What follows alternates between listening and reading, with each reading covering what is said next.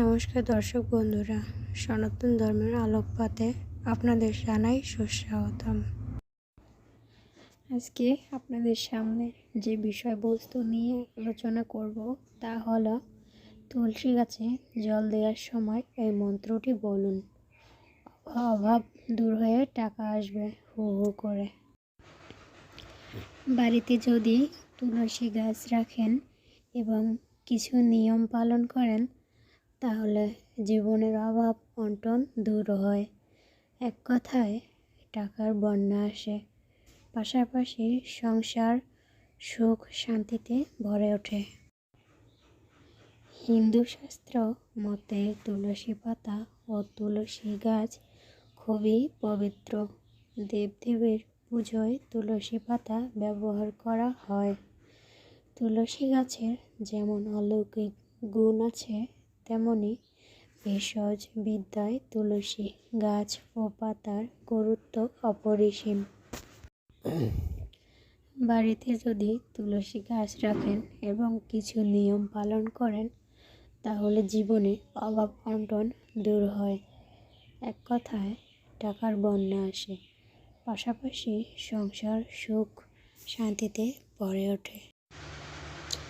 প্রাচীন শাস্ত্র অনুসারে বাড়িতে তুলসী গাছ থাকলে মৃত্যুর দেবতা যমরাজ নাকি ঘরে প্রবেশ করতে পারেন না। বাড়িতে তুলসী গাছ রোপণ করলে গাছের মূল যত বিস্তৃত হতে থাকে তত বিস্তৃত হয় পুণ্যলাভ। তুলসী পাতা দিয়ে নারায়ণের পুজো করলে সারা জীবনের পাপ নষ্ট হয়। বাড়ির যেদিকে তুলসীর গন্ধযুক্ত বায়ু প্রবাহিত হয় সেদিক পবিত্র হয়। তুলসী মঞ্জুরি দিয়ে বিষ্ণুর পুজো করলে পুণ্য হয়। বিশ্বাস করা হয় নর্মদা ও গোদাবরী নদীতে স্নান করলে যে পুণ্য লাভ হয় না, তুলসীর পুজো করলে সেই একই ফল পাওয়া যায়। বাস্তু শাস্ত্র মতে বাড়িতে বা বারান্দায় তুলসী রাখলে তা উত্তর পূর্ব দিকে রাখুন। তুলসী প্রণাম মন্ত্র: ওম বৃন্দায় তুলসীদেব্যৈ প্রিয়ায় কেশবস্য কৃষ্ণ ভক্তি প্রতিদেবে সত্যবত্যই নমো নমঃ। একই সঙ্গে তুলসী গাছের নিচে একটি শালগ্রাম শিলা পাথর রাখুন। শালগ্রাম শিলাকে ভগবান বিষ্ণুর স্বরূপ বলে মনে করা হয়, তাই যে বাড়িতে তুলসীর সঙ্গে শালগ্রাম শিলা থাকে সেই বাড়িতে কখনো টাকার অভাব হয় না।